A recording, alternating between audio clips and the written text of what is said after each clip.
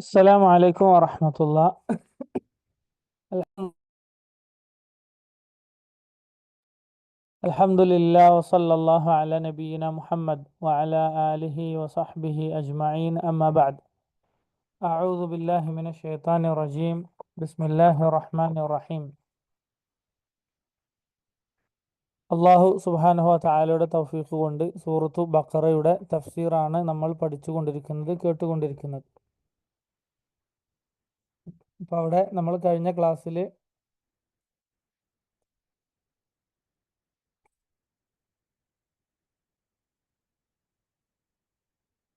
അള്ളാഹു സുബ്ഹാനഹു വ തആല അവനിലേക്ക് ഖേദിച്ച് തൗബ ചെയ്ത് മടങ്ങുന്നതുമായി ബന്ധപ്പെട്ട്, അതുപോലെ സഫാ മർവയുടെ കാര്യം, അതുപോലെ അള്ളാഹുവിനെ മാത്രം ഇബാദത്ത് ചെയ്തുകൊണ്ട് തൗഹീദ് അനുസരിച്ച് ജീവിക്കണം എന്നുമൊക്കെ നമ്മൾ മനസ്സിലാക്കി. അതുപോലെ അള്ളാഹു സുബ്ഹാനഹു വ തആല ഈ ദുനിയാവിൽ നിക്ഷേപിച്ചിട്ടുള്ള വലിയ ദൃഷ്ടാന്തങ്ങൾ, വലിയ പാഠങ്ങൾ, ആയത്തുകൾ, അതിനെക്കുറിച്ചുള്ള ഒരു ചിന്ത, അത് നമ്മൾ മനസ്സിലാക്കി. അതുപോലെ തന്നെ റബ്ബ് സുബ്ഹാനഹു വ തആലയെ, അവനിൽ പങ്കു ചേർക്കുന്ന ആളുകളുടെ അവസ്ഥ, അവർക്ക് ലഭിക്കാനിരിക്കുന്ന നിന്ദ്യതയും ശിക്ഷയും ഒക്കെ നമ്മൾ മനസ്സിലാക്കി. പരലോകത്ത് തങ്ങളുടെ നേതാക്കന്മാരെ അന്ധമായി പിന്തുടർന്ന ആളുകൾ, അവരുടെ അവസ്ഥ എന്തായിരിക്കും? അവർ തങ്ങളുടെ നേതാക്കന്മാരെ കൈയൊഴിയുന്ന സംഭാഷണം, സാഹചര്യം, അതൊക്കെയാണ് നമ്മൾ മനസ്സിലാക്കിയത്. ഇനി റബ്ബ് സുബ്ഹാനഹു വ തആല നമ്മൾക്ക് പഠിപ്പിച്ചു തരുന്നത്, അള്ളാഹു സുബ്ഹാനഹു വ തആല പറഞ്ഞു, 168-ാമത്തെ ആയത്ത്, 168-ാമത്തെ ആയത്ത്. അള്ളാഹു സുബ്ഹാനഹു വ തആല പറഞ്ഞു, യാ അയ്യുഹന്നാസു കുലൂ മിമ്മാ ഫിൽ അർദി ഹലാലൻ തയ്യിബൻ വലാ തത്തബിഉ ഖുതുവാതിശ് ശൈത്താൻ ഇന്നഹു ലക്കും അദുവ്വുൻ മുബീൻ. യാ അയ്യുഹല്ലദീന ആമനു, യാ അയ്യുഹന്നാസ്, ജനങ്ങളെ. അപ്പോൾ ഈ ആയത്തിന്റെ വിളി എന്താണ്? ജനങ്ങളോട് മൊത്തത്തിലുള്ള കൽപ്പനയാണ്, എല്ലാ മനുഷ്യരോടുമുള്ള അള്ളാഹു സുബ്ഹാനഹു വ തആലയുടെ കൽപ്പനയാണ്. യാ അയ്യുഹന്നാസ്, ജനങ്ങളെ, കുലൂ മിമ്മാ ഫിൽ അർദി ഹലാലൻ തയ്യിബൻ, കുലൂ മിമ്മാ ഫിൽ അർദ്, ഭൂമിയിലുള്ളതിൽ നിന്ന് നിങ്ങൾ കഴിക്കുക, നിങ്ങൾ ഭക്ഷണം കഴിച്ചുകൊള്ളുക, അത് അള്ളാഹു നിങ്ങൾക്ക് അനുവദിച്ചു തന്നിരിക്കുന്നു എന്ന് റബ്ബ് സുബ്ഹാനഹു വ തആല പറയാണ്. അപ്പോൾ ഇവിടെ നമുക്ക് മനസ്സിലാക്കാൻ സാധിക്കും, അള്ളാഹു മനുഷ്യരോട് മുഴുവനും, മുസ്ലിമീങ്ങളോടും കാഫറുകളോടും ഒക്കെ ചെയ്തിട്ടുള്ള ഒരു കാരുണ്യം, റഹ്മത്ത് എന്താണത്? അള്ളാഹു അവർക്ക് വേണ്ട ഭക്ഷണങ്ങൾ, അതുപോലെ തന്നെ അവർക്ക് ജീവിക്കാൻ ആവശ്യമായ കാര്യങ്ങൾ അള്ളാഹു ഒരുക്കി നൽകുകയും അതിൽ നിന്ന് നിങ്ങൾ കഴിച്ചുകൊള്ളുക എന്ന് റബ്ബ് സുബ്ഹാനഹു വ തആല അവരോട് ആവശ്യപ്പെടുകയുമാണ് ചെയ്യുന്നത്. ഹലാലൻ, അപ്പോൾ യാ അയ്യുഹന്നാസ് കുലൂ മിമ്മാ ഫിൽ അർദി, ഭൂമിയിലുള്ളതിൽ നിന്ന് നിങ്ങൾ എന്ത് ചെയ്യാം? കഴിച്ചുകൊള്ളുക. ഹലാലൻ, അള്ളാഹു സുബ്ഹാനഹു വ തആല നിങ്ങൾക്ക് ഹലാലാക്കിയിട്ടുള്ളത് നിങ്ങൾ എന്ത് ചെയ്യുക? കഴിക്കുക. അള്ളാഹു നിങ്ങൾക്ക് ഹലാലാക്കിയിട്ടുള്ളത് നിങ്ങൾ കഴിക്കുക. അതായത് അള്ളാഹു സുബ്ഹാനഹു വ തആല നിങ്ങൾക്ക് എന്താണ്, നിങ്ങൾ മോഷ്ടിച്ചതോ അല്ലെങ്കിൽ തട്ടിപ്പറിച്ചുണ്ടാക്കിയതോ ആക്രമിച്ച് നേടിയതോ അല്ലാത്ത അള്ളാഹു നിങ്ങൾക്ക് അനുവദിച്ചിട്ടുള്ള കാര്യങ്ങൾ, അത് നിങ്ങൾ എന്ത് ചെയ്യുക? കഴിക്കുക. ഇപ്പൊ ഹലാല് രണ്ട് രീതിയിലുള്ള ഹലാലുകളുണ്ട്. ഒന്ന് അതിൻ്റെ ദാത്തിയായി തന്നെ, അടിസ്ഥാനപരമായി തന്നെ ഒരു വസ്തു, ആ വസ്തു അങ്ങനെ തന്നെ ഹറാമായ കാര്യങ്ങളുണ്ട്. ഹലാലല്ല, ഹറാമ് രണ്ട് രീതിയിലുണ്ട്. എന്താണ്? ഒന്ന്, ആ വസ്തു തന്നെ ഹറാമായിരിക്കും. ഉദാഹരണത്തിന് എന്താണ്, ഹിൻസീർ, പന്നിയിറച്ചി. ഇപ്പൊ പന്നിയിറച്ചി എന്ന് പറയുന്ന ആ വസ്തു അങ്ങനെ തന്നെ ഹറാമാണ്. അത് തട്ടിപ്പറിച്ച് തിന്നാലും ഹറാമാണ്, ഒരാൾ പൈസ കൊടുത്ത് വാങ്ങി തിന്നാലും ഹറാമാണ്, വേട്ടയാടി പിടിച്ച് തിന്നാലും ഹറാമാണ്. എങ്ങനെ ആയാലും അത് ഹറാമാണ്, കാരണം ആ വസ്തു തന്നെ ഹറാമാണ്. പന്നിയിറച്ചി, മദ്യം, അല്ലേ? എന്നാൽ ചില വസ്തുക്കൾ എന്താണ്, ചില വസ്തുക്കൾ എങ്ങനെയാണ് ഹറാമാവുക? അതുമായി ബന്ധപ്പെട്ട് കിടക്കുന്ന, അത് നമ്മൾക്ക് കിട്ടിയ വഴി എന്താണ്, അതനുസരിച്ച് ഹറാമാകും. ഇപ്പോൾ എന്താണ്, ഒരാൾ കട്ടുകൊണ്ടുവന്ന വസ്തു, ഭക്ഷണ വസ്തു, അല്ലെങ്കിൽ തട്ടിപ്പറിച്ചെടുത്ത് കൊണ്ടുവന്ന വസ്തു, അല്ലെങ്കിൽ പലിശ മുഖേന ഹറാമായ മാർഗത്തിലൂടെ സമ്പാദിച്ച് കഴിക്കുന്നത്. എന്നാൽ ആ വസ്തു എന്തായിരിക്കും? ഹലാലാണ്. പക്ഷെ അയാളത് നേടിയെടുത്ത വഴി ഹറാമായതിനാൽ അതും ഹറാമായി. മനസ്സിലായോ? ഇപ്പോ ഒരു എന്താ പറയാ, ഉദാഹരണത്തിന് ഒരു ആട് ഒരാൾ എന്ത് ചെയ്യണം? ആടിനെ അറുത്ത് തിന്നാണ്. അള്ളാഹു ഹലാലാക്കിയ ഇറച്ചിയാണ് എന്ത്? ആടിന്റെ ഇറച്ചി. അപ്പൊ അയാൾ അധ്വാനിച്ച് ജോലിയൊക്കെ ചെയ്ത് ഹലാലായ മാർഗത്തിലൂടെ സമ്പാദിച്ച ആടാണ് അതെങ്കിൽ അതെന്താണ്? അള്ളാഹു അയാൾക്കത് ഹലാലാക്കിയതാണ്. എന്നാൽ അയാളത് കട്ടെടുത്തുകൊണ്ടെന്നാണെങ്കിലോ, അല്ലെങ്കിൽ കൊള്ളയടിച്ചു കൊണ്ടുവന്നാണെങ്കിലോ, ആ ആട് അയാൾക്ക് എന്തായി മാറി? ഹറാമായി മാറി. അപ്പൊ രണ്ട് രീതിയിൽ ഹറാമുകളുണ്ട്. ഒന്ന് ഐനായിട്ട് ആ വസ്തു തന്നെ ഹറാമായത്, പന്നിയിറച്ചി, മദ്യം, അതുപോലെ തന്നെയുള്ള ഹറാമായ നജസായിട്ടുള്ള വസ്തുക്കൾ. അപ്പോൾ അത് നമ്മൾ പ്രത്യേകം മനസ്സിലാക്കാം. അപ്പൊ ഈ രണ്ട് ഹറാമിലും പെടാത്ത യാ അയ്യുഹന്നാസു കുലൂ മിമ്മാ ഫിൽ അർദി ഹലാലൻ, അള്ളാഹു ഹലാലാക്കിയത് നിങ്ങൾ കഴിച്ചുകൊള്ളുക എന്ന് റബ്ബ് സുബ്ഹാനഹു വ തആല നമ്മളോട് ആവശ്യപ്പെടാൻ. ത്വയ്യിബൻ, ഹലാലായ അതുപോലെ ത്വയ്യിബായത് നിങ്ങൾ കഴിക്കുക. ത്വയ്യിബ് എന്ന് പറഞ്ഞാൽ വിശിഷ്ടമായത് എന്നാണ് അർത്ഥം. അതായത് മ്ലേച്ഛമല്ലാത്ത, വൃത്തികേടുകളല്ലാത്തത് നിങ്ങൾ കഴിക്കുക. അപ്പൊ ഹലാല് ഷറൈന്റെ നിയമങ്ങളിലൂടെ നമുക്ക് ഒരു വസ്തു ഹലാലാണോ ഹറാമാണോ എന്ന് മനസ്സിലാക്കാൻ സാധിക്കും, അല്ലെ? അടിസ്ഥാനം എന്താണ്? എല്ലാം ഹലാലാണ്, എല്ലാ ഭക്ഷണം. അതുകൊണ്ടാണല്ലോ അള്ളാഹു ആദ്യം എന്ത് പറഞ്ഞു? കുലൂ മിമ്മാ ഫിൽ അർദ്, ഭൂമിയിലുള്ളത് എല്ലാം നിങ്ങൾ കഴിച്ചുകൊള്ളുക, ഹലാലായതൊക്കെ കഴിക്കാം. അപ്പോൾ അടിസ്ഥാനം ഹലാലാണ്. എന്ത് വേണമെങ്കിലും കഴിക്കാം, എന്ത് വേണമെങ്കിലും കുടിക്കാം. ഏതല്ലാതെ, ഹറാമാണ് എന്ന് സ്ഥിരപ്പെട്ടതല്ലാതെ, ഹറാമാണ് എന്ന് കൃത്യമായി തെളിഞ്ഞതല്ലാത്ത എല്ലാം ഹലാലാണ്. അപ്പോൾ ഇപ്പോൾ ഒരു പുതിയൊരു ഡ്രിങ്ക് ഒരാൾ കണ്ടെത്തിയിട്ട് കൊണ്ടുവരാൻ, ഒരു ഡ്രിങ്ക്, ഇതുവരെ ലോകത്തില്ലാത്ത ഒരു പുതിയൊരു പാനീയം ഒരാൾ ഉണ്ടാക്കി കൊണ്ടുവരാൻ. അപ്പോൾ അത് ഷറയിൽ ഹറാമായ ഒന്നും അതിൽ കലർന്നിട്ടില്ല എങ്കിൽ പിന്നെ അത് ഹലാലാണോ എന്ന് നമ്മൾ എന്ത് ചെയ്യേണ്ടതില്ല? ഖുർആനിലും ഹദീസിലും നോക്കേണ്ടതില്ല, അത് ഹലാലാണ്. അല്ലെങ്കിൽ ഒരു പുതിയൊരു പഴം, ഒരു ഭക്ഷണ പാനീയം, ഒരു ഭക്ഷണം ഒരാൾ കൊണ്ടുവരാൻ, എവിടുന്നോ കണ്ടെത്തി കൊണ്ടുവരാൻ. അപ്പൊ അത് ഷറയിൽ എവിടെ അതിനെപ്പറ്റി പരാമർശമില്ല, ഹലാലാണ് എന്ന് പരാമർശമില്ല. അതിലാണെങ്കിലോ ഹറാമിന്റെ എന്തെങ്കിലും ഘടകങ്ങളുണ്ടോ? അതുമില്ല. ഉദാഹരണത്തിന് അതിൽ ലഹരി ഇല്ല, അതുപോലെ തന്നെ മറ്റേതെങ്കിലും ഹറാമിന്റെ ഘടന, നജസ് അല്ലെങ്കിൽ അങ്ങനെ വേറെ എന്തെങ്കിലും ഇല്ല. അപ്പൊ അതെന്താണ്? ഹലാലാണ്. അടിസ്ഥാനം എന്താണ്? ഹലാലാണ് എന്നതാണ്. ഹറാമാണ് എന്ന് തെളിയിക്കപ്പെടാത്ത എല്ലാ ഭക്ഷണ പാനീയങ്ങളും എന്താണ്? ഹലാലാണ്. ശരി. അള്ളാഹു സുബ്ഹാനഹു വ തആല പറഞ്ഞില്ലേ, യുഹില്ലു ലഹുമുത് ത്വയ്യിബാത്ത് വയുഹർറിമു അലൈഹിമുൽ ഖബായിസ്. ഈ ശറഅ്, ഈ ദീന് അത് ത്വയ്യിബായ വിശിഷ്ടമായതിനെ ഹലാലാക്കുകയും മ്ലേച്ഛമായതിനെ ഹറാമാക്കുകയും ചെയ്തു. അപ്പോൾ ത്വയ്യിബാണ്, ത്വയ്യിബിന്റെ നേരെ ഓപ്പോസിറ്റ് എന്താണ്? ഖബീസ്, മ്ലേച്ഛമായത്, അല്ലേ? അപ്പൊ ഈ മ്ലേച്ഛത ഏതൊരു ബുദ്ധിയുള്ള ആളുകൾക്ക് മനസ്സിലാക്കാൻ സാധിക്കുന്നതാണ് മ്ലേച്ഛമായ കാര്യങ്ങൾ ഏതാണ് എന്നത്. പന്നിയിറച്ചി, അതുപോലെ തന്നെ എന്താണ്, വൃത്തികെട്ട, നജസ് കലർന്ന, അതുപോലെ തന്നെ രക്തം, അതുപോലെ ശവം, അല്ലെ? ശറഈയായ രീതിയിൽ അറുക്കപ്പെടാത്ത ചത്തടിഞ്ഞിട്ടുള്ള ശവം, അതൊക്കെ കഴിക്കൽ എന്താണ്? ഹറാമാണ്. അത് ത്വയ്യിബല്ല. ഇത് ഏതൊരു ബുദ്ധിയുള്ള ആളുകൾക്കും മനസ്സിലാക്കാൻ സാധിക്കുന്ന കാര്യമാണ്. അപ്പൊ ഹലാലായതും ത്വയ്യിബായതുമാണ് നിങ്ങൾ എന്ത് ചെയ്യേണ്ടത്?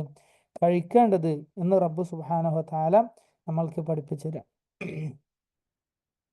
അപ്പോൾ നേരത്തെ പറഞ്ഞ ഒന്നുകൂടി ഓർമ്മിക്കുക, ഹറാമ് രണ്ട് തരത്തിലുണ്ട്. ഒന്ന്, മനുഷ്യന്മാരോട് അല്ലെങ്കിൽ അള്ളാഹുവിന്റെ അടിമകളുടെ ഹക്ക്, അവകാശം ഹനിച്ചുകൊണ്ട്, അല്ലെങ്കിൽ അള്ളാഹുവിനുള്ള അവകാശം ഹനിച്ചുകൊണ്ടുള്ളത്. ഉദാഹരണത്തിന് ഏതെങ്കിലും വിഗ്രഹത്തിന്റെയോ ഖബറിന്റെയോ മുന്നിൽ അറുക്കപ്പെട്ടത്, അള്ളാഹു അല്ലാത്തവർക്ക് വേണ്ടി അറുത്ത ഇറച്ചി, അതെന്താണ്? അള്ളാഹുവിന്റെ ഹക്കിനെ ഹനിച്ചതാണ്. അത് ഇൻഷാ അല്ലാഹ് അടുത്ത ആയത്തുകൾ പറയുമ്പോൾ നമ്മൾ വിശദീകരിക്കും. ഇനി സൃഷ്ടികളോടുള്ള ഹക്കിനെ ഹനിച്ചത്, ഇപ്പൊ വേറെ ആളുടെ പണം അല്ലെങ്കിൽ ഇത് തട്ടിപ്പറിച്ച് കൊണ്ടുവന്നത്, കട്ടെടുത്ത് കൊണ്ടുവന്നത്, അല്ലെ? വേറെ ആളെ ഹക്ക് വഞ്ചിച്ചു കൊണ്ടുവന്നത്, അപ്പൊ അതും ഹറാമാണ്. അതല്ലാതെ ചില വസ്തുക്കൾ എന്താണ്? അത് ആത്തിയായിട്ട് തന്നെ ഹറാമാണ്. പന്നിയിറച്ചി, അതുപോലെ തന്നെ മയ്യത്ത്, ശവം, അതുപോലെയുള്ള നജസ്, അതുപോലെയുള്ള കാര്യങ്ങൾ.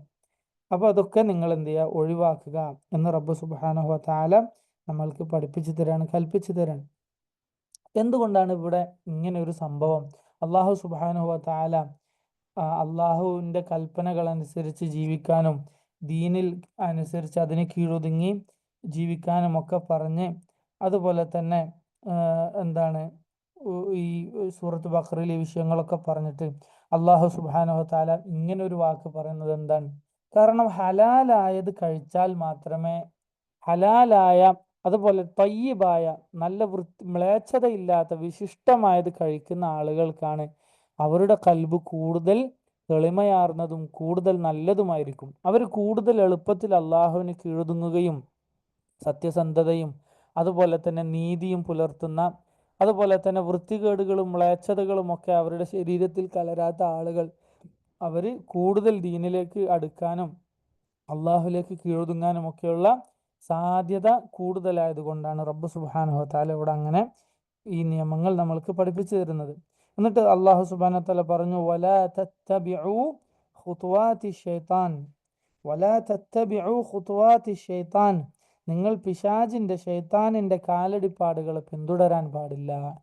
ശൈത്താൻ നിങ്ങൾക്ക് നൽകുന്ന ഉപദേശങ്ങളും നിർദ്ദേശങ്ങളും അനുസരിച്ച് അവന്റെ വഞ്ചനയിൽപ്പെട്ട് അതിനെ പിന്തുടർന്ന് നിങ്ങൾ നടക്കാൻ പാടില്ല എന്ന് അള്ളാഹു നമ്മൾ ഉപദേശിക്കണം. വലാ തത്തബിഉ ഖുതുവാതി ശൈത്താൻ. അപ്പൊ അള്ളാഹു അവിടെ നിർത്തിയില്ല. നോക്കൂ നിങ്ങൾ, അള്ളാഹ് നിങ്ങളോട് വെറുതെ ശൈത്താൻ അനുസരിക്കരുത് എന്ന് പറഞ്ഞിട്ട് അവിടെ നിർത്തിയില്ല. എന്തുകൊണ്ട് അനുസരിക്കരുത് എന്ന് അള്ളാഹു വ്യക്താക്കി തരാൻ. ഇന്നഹു ലക്കും അദുവ്വുൻ മുബീൻ. അള്ളാഹ് നമ്മളോട് എത്ര റഹ്മത്തോടു കൂടി, എത്ര ഗുണകാംക്ഷയോടു കൂടിയാണ് സംസാരിക്കുന്നത് നോക്കൂ നിങ്ങൾ. അള്ളാഹ് ആദ്യം ഒറ്റയടിക്ക് പറഞ്ഞു ശൈത്താൻ നിങ്ങൾ അനുസരിക്കാൻ പാടില്ല. അപ്പൊ സ്വാഭാവികമായിട്ട് ഒരാളെ മനസ്സിൽ ചോദ്യം വരും, എന്തുകൊണ്ട് അനുസരിച്ചുകൂടാ? അപ്പൊ അള്ളാഹു വ്യക്തമാക്കി തരാൻ, ഇന്നഹു ലക്കും അദുവ്വുൻ മുബീൻ. കാരണം ശൈത്താൻ അത് നിങ്ങളുടെ വ്യക്തമായ ശത്രുവാണ്, വ്യക്തമായ ശത്രുവാണ് ശൈത്താൻ എന്ന് അള്ളാഹു സുബ്ഹാനഹു വ തആല നമ്മൾക്ക് വിശദീകരിച്ചു തരാൻ. അതായത് ശൈത്താനിന്റെ പ്രത്യക്ഷത്തിൽ തന്നെ അവൻ നമ്മളോട് ശത്രുത കാണിക്കുന്നവനാണ്. ആദം നബി അലൈഹിസ്സലാമിന്റെ കഥ നമ്മൾ ഓർമ്മിക്കുക, അല്ലേ? അപ്പൊ നമ്മളോട് വ്യക്തമായ ശത്രുതയിൽ നിലകൊള്ളുന്നവനാണ് ശൈത്താൻ. നമ്മളോട് അവൻ മോശമായ കാര്യങ്ങളല്ലാതെ കൽപ്പിക്കുകയില്ല, നമ്മളെ വഞ്ചിക്കാൻ വേണ്ടിയിട്ടല്ലാതെ, അല്ലെ? എങ്ങനെയാണ് ഇപ്പൊ ജീവിക്കുക, എങ്ങനെ ഈ കടമൊക്കെ വീട്ടും, അതുകൊണ്ടൊന്ന് പലിശക്ക് ലോൺ എടുക്കുക, ഒരു വീടില്ലാണ്ട് എങ്ങനെ ജീവിക്കാൻ പറ്റും, എന്നാൽ പിന്നെ സ്വർണ്ണമൊക്കെ കൊണ്ടുപോയിട്ട് പണയം വെക്കുക, എന്നാൽ അത് വിൽക്കാൻ പറ്റില്ല, വിറ്റാൽ പിന്നെ ഒരു പെൺകുട്ടി വളർന്നു വരുന്നുണ്ട്, അവളെ കല്യാണത്തിന് എന്ത് ചെയ്യും, അല്ലെ? ഇങ്ങനെ ഹറാമായ കാര്യങ്ങൾ നല്ലതാക്കി അത് വലിയ ഗുണമുള്ളതാക്കി തോന്നിപ്പിച്ചിട്ട് അതിലേക്ക് ശൈത്താൻ ഇങ്ങനെ നമ്മൾ കൊണ്ടുപോകും. ഇന്നമായ മുറുക്കും ബിസ്സൂഇ വൽ ഫഹ്ശാ. എന്നിട്ട് അള്ളാഹു സുബ്ഹാനഹു വ തആല പറയണം, ഇന്നമായ മുറുക്കും ബിസ്സൂഇ വൽ ഫഹ്ശാ. അപ്പൊ അള്ളാഹുവിന്റെ റഹ്മത്ത്, അള്ളാഹ് നമ്മളോട് ശൈത്താൻ അനുസരിക്കരുത് എന്ന് പറഞ്ഞു, എന്തുകൊണ്ട് അനുസരിക്കരുത് എന്നും പറഞ്ഞു, അല്ലെ? അവൻ നിങ്ങളുടെ വ്യക്തമായ ശത്രുവാണ്, അദുവ്വുൻ മുബീനാണ്. അവിടെയും അള്ളാഹു അവസാനിപ്പിച്ചില്ല. അള്ളാഹു വീണ്ടും നമ്മൾക്ക് പറഞ്ഞുതരാണ് എങ്ങനെയാണ്, എന്താണ് ശൈത്താൻ നിങ്ങളോട് കൽപ്പിക്കുന്നത്, എങ്ങനെയാണ് ശൈത്താൻ നിങ്ങളെ വഴികേടിലാക്കുന്നത് എന്നുകൂടി അള്ളാഹു വ്യക്തമാക്കി പറഞ്ഞുതരാണ്. ശൈത്താനിന്റെ മാർഗം അതെന്താണ് എന്ന് അള്ളാഹു വ്യക്തമായി പഠിപ്പിച്ചു തരാണ്. ഇന്നമാ യഅ്മുറുക്കും ബിസ്സൂഇ വൽ ഫഹ്ശാ. ആ ശൈത്താൻ യഅ്മുറുക്കും, ഇന്നമാ യഅ്മുറുക്കും, അവൻ നിങ്ങളോട് കൽപ്പിക്കുന്നത് ഇത് മാത്രമാണ് എന്ന് പറഞ്ഞാൽ ശൈത്താൻ ഒരു നല്ലതും നിങ്ങളോട് കൽപ്പിക്കുകയില്ല. ശൈത്താൻ നിങ്ങളോട് എന്തൊക്കെ മനസ്സിൽ തോന്നിപ്പിക്കുന്നു അതൊക്കെ നിങ്ങൾക്ക് മോശമായിട്ടല്ലാതെ ഭവിക്കുകയില്ല. ഒരു നല്ലതും ശൈത്താൻ നിങ്ങളോട് പറയാൻ പോകുന്നില്ല. ഇന്നമാ യഅ്മുറുക്കും ബിസ്സൂഇ, സൂ കൊണ്ടാണ്, തിന്മകൾ കൊണ്ടാണ് ശൈത്താൻ നിങ്ങളോട് കൽപ്പിക്കുക. ചിലപ്പോൾ അത് ഭംഗിയാക്കി തോന്നിപ്പിക്കും.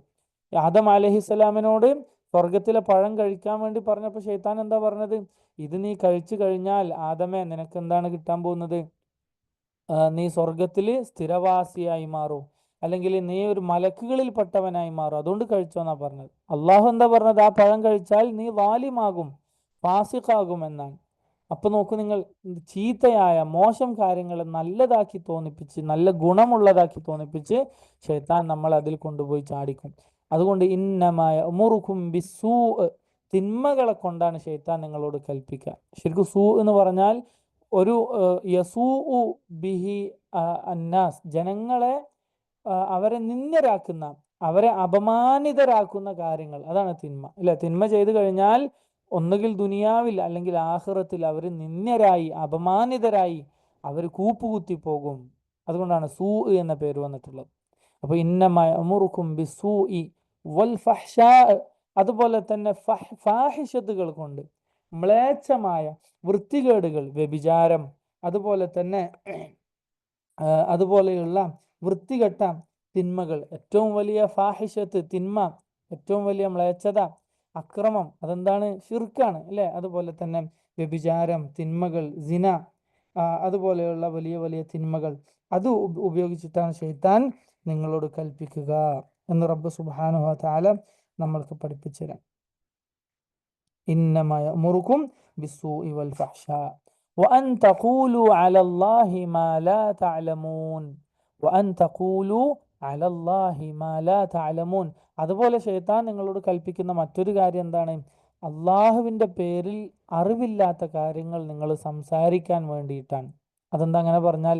ഇപ്പം അള്ളാഹിൻ്റെ പേരിൽ അറിയാണ്ട്, ശരിയായ വിവരമില്ലാതെ, ശരിയായ തെളിവോ പ്രമാണമോ ഒന്നുമില്ലാതെ വെറുതെ സംസാരിക്കുക, ഹലാല് ഹറാമുകളൊക്കെ നിസാരമായി പറയാം, അല്ലെ? ചില ആളുകളൊക്കെ കാണാം, സുബ്ഹാനല്ലാഹ്, അവരോട് എന്ത് സംശയം ചോദിച്ചാലും അതിന് ഉത്തരം ഉണ്ടാവും. അറിയില്ല എന്നുള്ളൊരു പരിപാടി അവർക്ക് ഉണ്ടാവില്ല. അവർ വെറുതെ ഊഹിച്ചിട്ട്, അല്ലെങ്കിൽ വെറുതെ ഒരു അനുമാനത്തിൻ്റെ അടിസ്ഥാനത്തിൽ അവരുടെ അഭിപ്രായം ഇങ്ങനെ ദീനിൻ്റെ വിഷയത്തിൽ പറയും.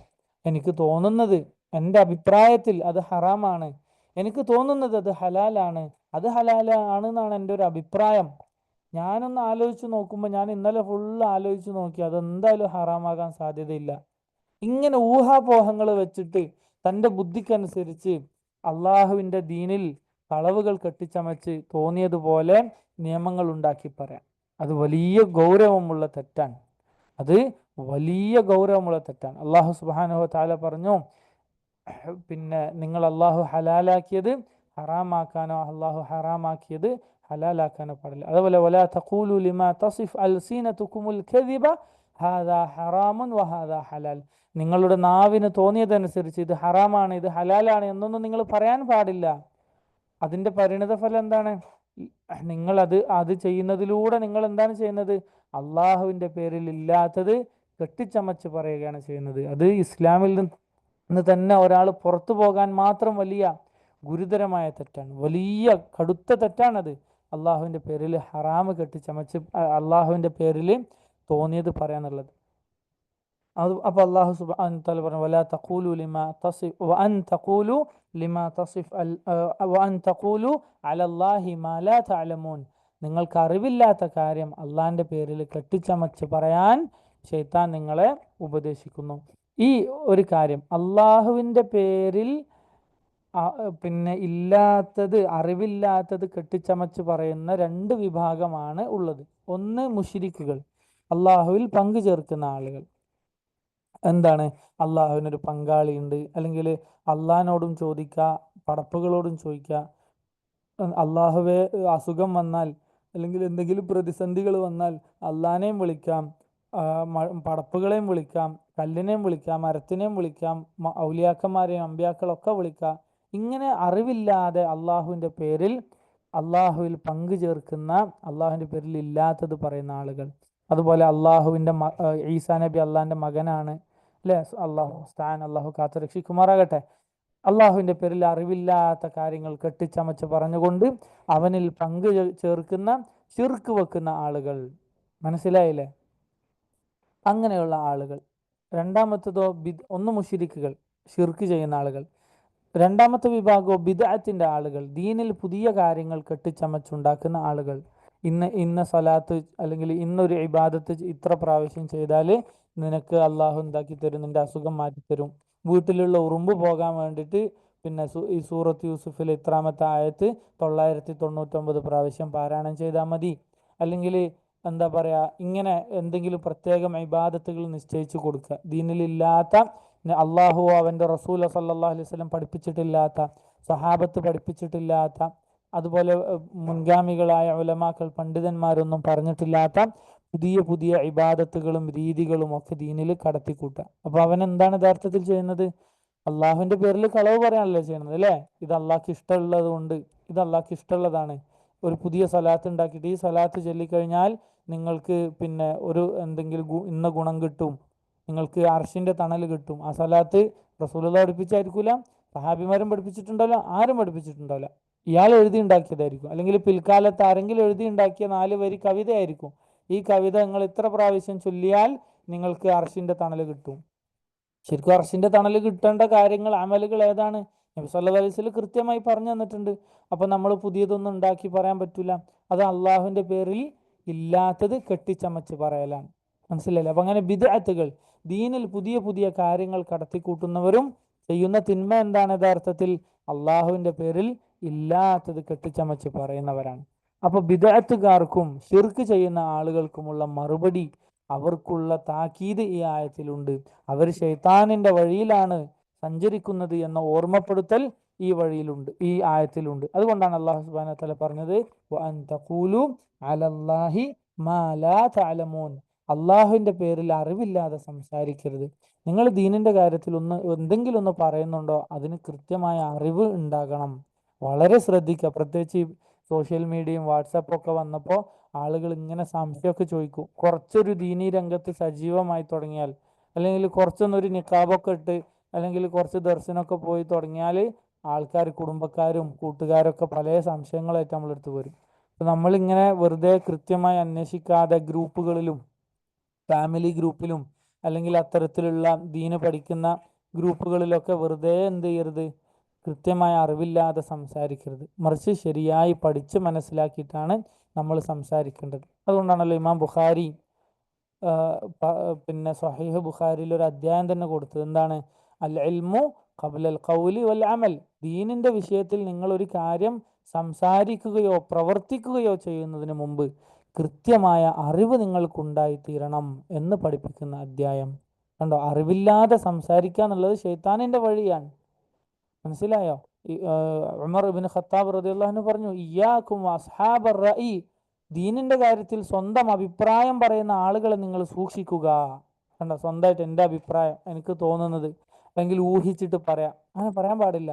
കൃത്യമായി ഉലമാക്കൾ, വലിയ വലിയ പണ്ഡിതന്മാർ എന്താണ് ദീനിലെ ഖുർആനും ഹദീസും ഒക്കെ അനുസരിച്ച് പറഞ്ഞത് എന്ന് പരിശോധിച്ച് കൃത്യമായി ബോധ്യപ്പെട്ടതിൻ്റെ അടിസ്ഥാനത്തിൽ മാത്രമേ നമ്മൾ പറയാൻ പാടുള്ളൂ. നമുക്ക് തോന്നിയതുപോലെ അവിടുന്ന് ഇവിടുന്ന് കേട്ട കാലകീലകൾ അനുസരിച്ചൊന്നും പറയാൻ പാടില്ല. എവിടെയോ കേട്ടിട്ടുണ്ട്, പണ്ടെപ്പോഴോ പഠിച്ചിട്ടുണ്ട്, അങ്ങനെയാന്ന് തോന്നുന്നു, അതൊന്നും ദീനിൽ പറയാനേ പാടില്ല. യഖീനോടുകൂടി ഉറപ്പുള്ള കാര്യം മാത്രമേ സംസാരിക്കാൻ പാടുള്ളൂ. ഉറപ്പില്ലാത്ത ഊഹാപോഹങ്ങൾ, കേട്ടുകേൾവികൾ, അതൊന്നും നമ്മൾ ദീനിന്റെ കാര്യത്തിൽ സംസാരിക്കാനോ പറയാനോ പാടില്ല. അത് വളരെ ശ്രദ്ധിക്കുക. അള്ളാഹു കാത്തുരക്ഷിക്കുമാറാകട്ടെ. അത് ശൈത്താൻ കൽപ്പിക്കുന്ന കാര്യമാണ്. ശരി. ഇന്നമാ യഅ്മുറുകും ബിസ്സൂഇ വൽ ഫഹ്ശാ വഅൻ തഖൂലു അലല്ലാഹി മാ ലാ തഅലമൂൻ.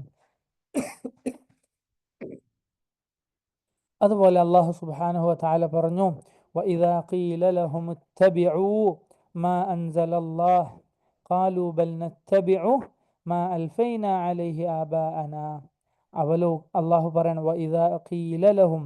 ഈ ആയത്താരെ കുറിച്ചാണ്? മക്കയിലെ മുശ്രിക്കുകളെ കുറിച്ച് ആണ് പ്രത്യേകം അവതരിച്ചത്. മൊത്തത്തിൽ ഈ ഈ ഒരു അവസ്ഥയിലുള്ള എല്ലാവർക്കും ഈ ആയത്ത് ബാധകമാണ്. വഇദാ ഖീല ലഹും, ഈ കാഫിറുകളോട് മുശ്രിക്കുകളോട് പറയപ്പെട്ടാൽ, ഇത്തബിഉ മാ അൻസലല്ലാഹ്, അള്ളാഹു അവതരിപ്പിച്ചതിനെ നിങ്ങൾ പിന്തുടരണം എന്ന് പറയപ്പെട്ടാൽ, ഇവിടെ ഒരു വലിയ പാടുണ്ട്. എന്താണ്? നമ്മൾ ജനങ്ങളോട്, ആളുകളോട് പറയേണ്ടത് എന്തിനെ പിന്തുടരാൻ വേണ്ടിയിട്ടാണ്? അള്ളാഹു അവതരിപ്പിച്ച ദീനിനെ പിന്തുടരാൻ വേണ്ടിയിട്ടാണ്.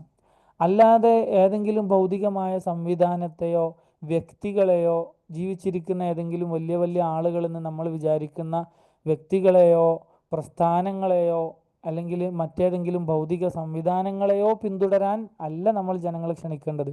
മറിച്ച് ഇത്തബിഉ മാ അൻസലല്ലാഹ്, അള്ളാഹു അവതരിപ്പിച്ചു തന്നിട്ടുള്ള ഈ ദീനുൽ ഇസ്ലാം, തൗഹീദ്, സുന്നത്ത്, നബി സല്ലല്ലാഹു അലൈഹി വസല്ലമയുടെ റിസാലത്ത്, സന്ദേശം, അവിടുത്തെ ജീവിതചര്യകൾ, അത് പിന്തുടരാൻ, സഹാബത്തിന്റെ മാതൃക, അത് പിന്തുടരാൻ വേണ്ടിയിട്ടാണ് നമ്മൾ ജനങ്ങളോട് പറയേണ്ടത്. അപ്പൊ ചില ആളുകളോട് അങ്ങനെ പറഞ്ഞാൽ അവരെന്താ തിരിച്ച് മറുപടി പറയാം? ഖാലൂ ബൽ നത്തബിഉ മാ അൽഫൈന അലൈഹി ആബാഅന, ഞങ്ങളുടെ ഉപ്പാപ്പമാർ, കാരണവന്മാർ, അവരിൽ ഞങ്ങൾ അവരെന്ത് ചെയ്യുന്നതാണോ കണ്ടത് അതാണ് ഞങ്ങൾ ഫോളോ ചെയ്യുന്നത്. എൻ്റെ ഉമ്മയും ഉപ്പയും ഉപ്പാപ്പയൊക്കെ നരകത്ത് പോകണമെങ്കിൽ ഞാനും പോയിക്കോട്ടെ, അള്ളാഹുൽ മുസ്തആൻ, അങ്ങനൊക്കെ പറയുന്ന ആളുകളുണ്ട്. നരകത്തിന് ഒരു പേടിയും ഇല്ലാത്ത ആളുകൾ, അല്ലേ? അള്ളാഹു കാക്കട്ടെ. ശരി. അപ്പോ മക്കയിലെ മുശ്രിക്കുകൾ അല്ലെങ്കിൽ സത്യനിഷേധികളായ ആളുകൾ എല്ലാ കാലത്തും പറഞ്ഞിരുന്ന വാദാണത്. എന്താണ്? ഞങ്ങളെ ഉപ്പയും ഉപ്പാപ്പയും കാരണവന്മാരൊക്കെ എന്താണ് ചെയ്തത് അതാണ് ഞങ്ങളും ചെയ്യുന്നത് എന്ന്.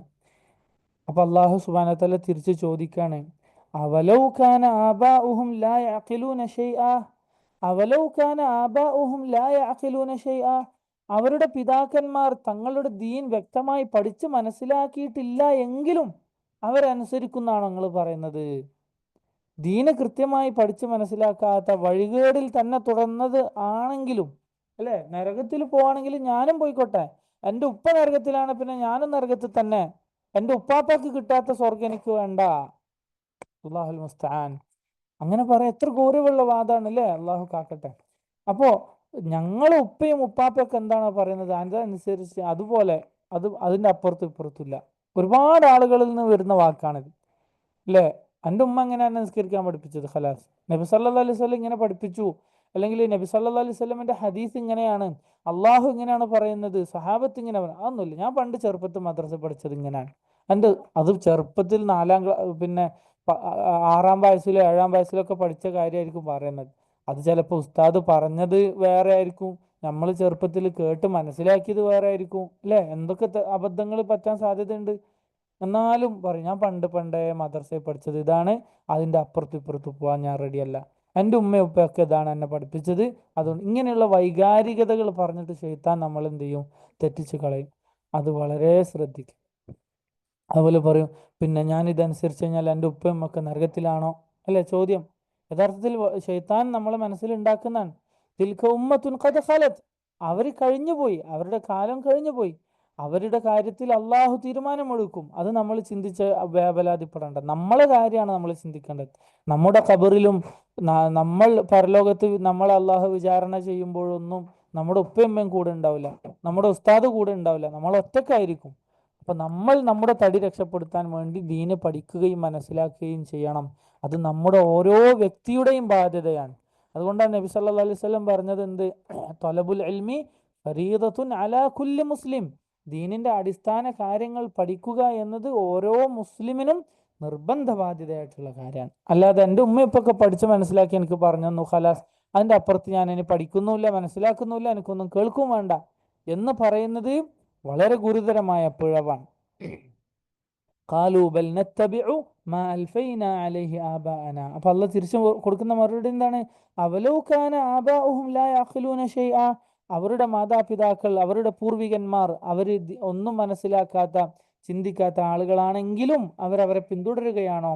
വലാ യഹ്തദൂൻ, അവർ ചിലപ്പോൾ അവർക്ക് സന്മാർഗം കിട്ടാതെ വലാലത്തിൽ മരിച്ചതാണെങ്കിൽ അവരെ നിങ്ങൾ പിന്തുടരുമോ എന്നാണ് അള്ളാഹ് ചോദിക്കുന്നത്, അല്ലേ? പ്രത്യേകിച്ച് നമ്മൾ മലയാളികൾ, അല്ലെ, മലയാളികൾ നമ്മളെ പാരമ്പര്യം ഇങ്ങനെ ഉപ്പാപ്പനെ അനുസരിക്കുന്നു എന്ന് പറഞ്ഞിട്ട് ബാക്കോട്ട് പോയി കഴിഞ്ഞാൽ എവിടെ എത്താ? ഇല്ല, ഒരു 8-10 തലമുറ ബാക്കോട്ട് പോയി കഴിഞ്ഞാൽ ഇവിടെ മുസ്ലിമീങ്ങൾ ഉണ്ടായിരുന്നോ? ഇല്ലല്ലോ. അപ്പൊ അങ്ങനെയല്ല, മറിച്ച് അള്ളാഹു സുബ്ഹാനഹു വ തആല ഖുർആനിനെയും ഹദീസുകളെയും സഹാബത്തിന്റെ മാതൃകകളെയും ഖിയാമത്ത് നാൾ വരെ സംരക്ഷിച്ചത് പിന്നെന്തിനാ? അള്ളാഹ്ക്ക് പറഞ്ഞാൽ പോരെ, നിങ്ങൾ ഇങ്ങനെ തലമുറയായിട്ട് ഉപ്പയമ്മയും പറയുന്നത് അനുസരിച്ച് ജീവിച്ചാൽ മതി എന്ന് പറഞ്ഞാൽ പോരെ? അള്ളാഹു ഖുർആനിനെയും അതിൻ്റെ ഇൽമിനെയും നബി സല്ലല്ലാഹു അലൈഹി വസല്ലമയുടെ മാതൃകയൊക്കെ ഇങ്ങനെ ഹദീസിന്റെ കിതാബുകളൊക്കെ ഇങ്ങനെ സംരക്ഷിക്കേണ്ട കാര്യമുണ്ടോ? ഉപ്പാനും ഉമ്മാനും അനുസരിച്ച് ജീവിച്ചാൽ മതിയെങ്കിൽ.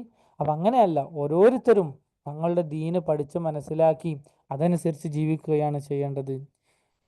എന്നിട്ട് റബ്ബ് സുബ്ഹാനഹു വ തആല ഇങ്ങനെയുള്ള ഈ നിഷേധികളായ ആളുകൾ, എന്ത് പറഞ്ഞാലും കേൾക്കാൻ തയ്യാറില്ലാത്ത, അനുസരിക്കാൻ തയ്യാറില്ലാത്ത ആളുകൾ, അവരുടെ ഉദാഹരണം അല്ല പറയാണ്. വമസലുല്ലദീന കഫറു, അല്ലെ, അള്ളാഹുവിന് കീഴൊതുങ്ങാൻ തയ്യാറില്ലാത്ത. അള്ളാഹു സൂറത്ത് ബഖറയിൽ എന്താ പറഞ്ഞത്? സൂറത്ത് ബഖറയുടെ അവതരണ ലക്ഷ്യം എന്താണ്? അള്ളാഹുവിന് കീഴൊതുങ്ങി അവനനുസരിച്ച് ജീവിക്കുക എന്നുള്ളതാണ്. അപ്പൊ അനുസരണക്കേടിന്റെ വഴികൾ എന്താണെന്ന് പഠിച്ചാലേ നമുക്ക് എന്ത് ചെയ്യാൻ പറ്റുള്ളൂ? ജീവിക്കാൻ പറ്റുള്ളൂ. അറഫ്തു ശർറ ലാ ലിശ്ശർരി വലാകിൻ ലിതവഖീഹ്, ഷെറിനെ കുറിച്ച്, വഴികേടുകളെ കുറിച്ച്, തിന്മയെക്കുറിച്ച് ഞാൻ പഠിച്ചു. എന്തിനാണ്? തിന്മ ചെയ്യാൻ വേണ്ടിയാണോ? അല്ല, മറിച്ച് ആ തിന്മകളെ സൂക്ഷിക്കാൻ, വഴികേടുകളെ സൂക്ഷിക്കാൻ. ബലാലത്ത് മനസ്സിലാക്കിയ ഒരാൾക്ക് ഹിദായത്തിൽ ജീവിക്കാൻ പറ്റുള്ളൂ. എന്തൊക്കെയാണ് വഴികേടുകൾ എന്ന് മനസ്സിലാക്കിയ ആൾക്ക് ശരിയായ വഴിയിലൂടെ പോകാൻ പറ്റുള്ളൂ, അല്ലെ?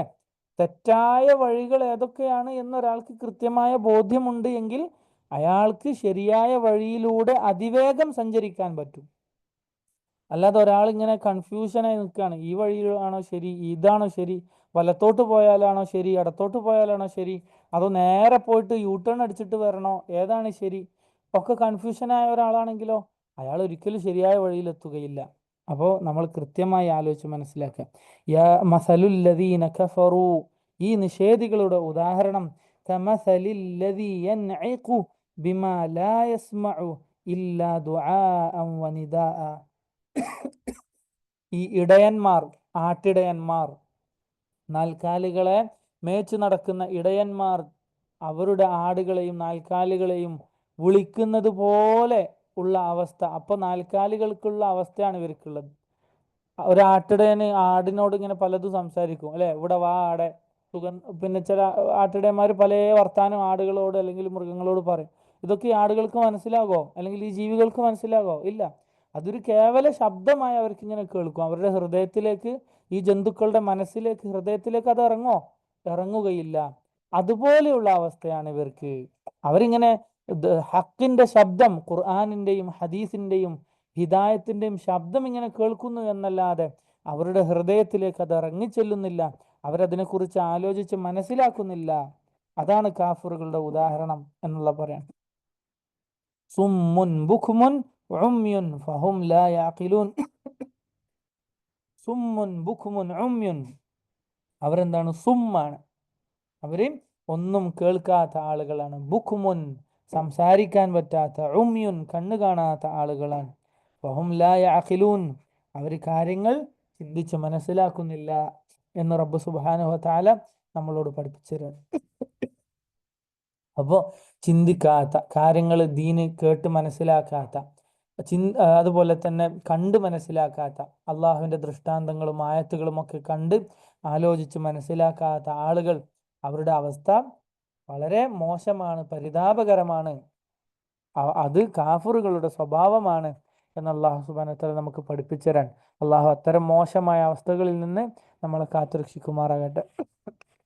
അപ്പോൾ ഈ ഭാഗം നമുക്ക് കേൾക്കാം ഇൻഷാ അല്ലാഹ്. അത് കഴിഞ്ഞിട്ട് ഞാൻ ക്ലാസ് അവസാനിപ്പിക്കുകയാണ് ഇൻഷാ അല്ലാഹ്. ചെറിയ ആരോഗ്യ പ്രയാസമുണ്ട്. അള്ളാഹു സുബ്ഹാനഹു വ തആല നമ്മൾക്ക് എല്ലാവർക്കും ആഫിയത്ത് നൽകുമാറാകട്ടെ. അസ്സലാമു അലൈക്കും വറഹ്മത്തുള്ളാഹി. അപ്പോൾ നമുക്ക് ഈ ആയത്തുകൾ കേൾക്കാം.